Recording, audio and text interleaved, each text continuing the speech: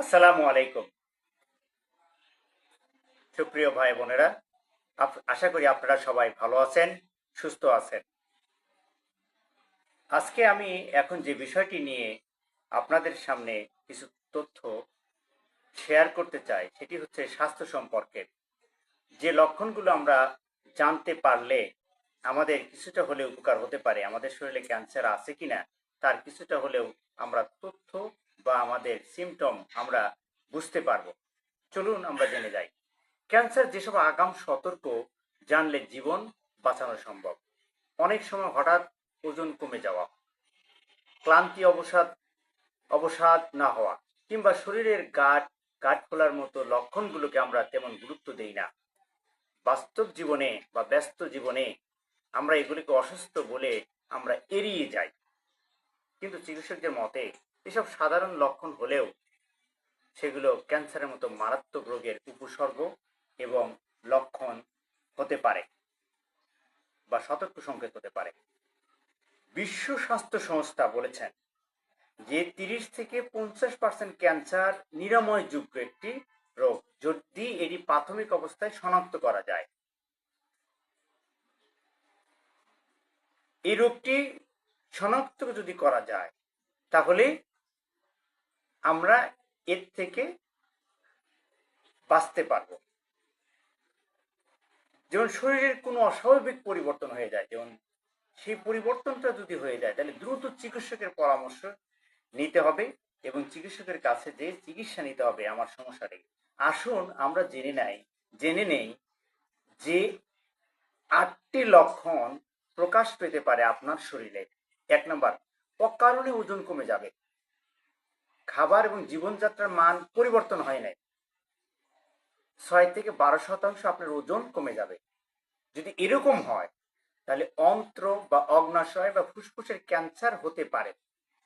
2, বিশ্রামে কাটছে না আপনার ক্লান্তি, ঘুম বিশ্রামের পরও ক্লান্তি দূর হয় না, একে লিকোমিয়া বা ক্লোন ক্যান্সার বা পাকস্থলী ক্যান্সার হতে পারে। 3 নাম্বার, শরীরে কোথাও গাঁট আছে, ফুলা আছে বা ফোলা ফোলা ভাব দীর্ঘদিন ধরে থাকে, বড় হয়, কখনোই এই জাতীয় জিনিসগুলো আপনি উপেক্ষা করবেন না। 4 নাম্বার হচ্ছে ত্বক ও তিলের অস্বাভাবিক পরিবর্তন। এই সীমারেখা থাকে না, তাহলে এটা ত্বকের ক্যান্সার হতে পারে বলে মনে করেন বিশেষজ্ঞরা। দীর্ঘদিন ভালো না হওয়া ঘা, মুখ ও ত্বকে ঘা, যৌন অঙ্গের ঘা, এগুলো শুকাচ্ছে না, তাহলে এগুলো ত্বকের ক্যান্সার হওয়ার ইঙ্গিত হতে পারে।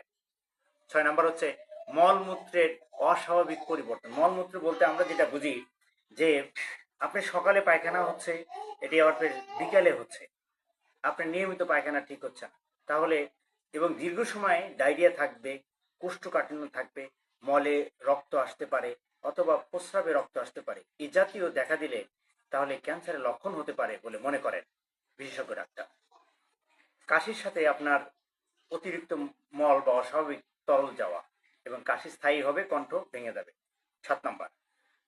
8 নম্বর হচ্ছে 3 সপ্তাহের বেশি সময় ধরে কাশি থাকবে, কণ্ঠ ভেঙে যাবে, বিশেষ করে ধূমপায়ী হলে ফুসফুস ও গলার ক্যান্সার হতে পারে বলে বিশেষজ্ঞরা মনে করছেন। সুপ্রিয় দেশবাসী, সুপ্রিয় ভাই বোনেরা, আসলে আমরা যদি স্বাস্থ্য সচেতন না হই তাহলে আমরা প্রতিটা পদে পদে আমরা যে কোনো সময় বড় ধরনের স্বাস্থ্যের ক্ষতি করে ফেলতে পারি।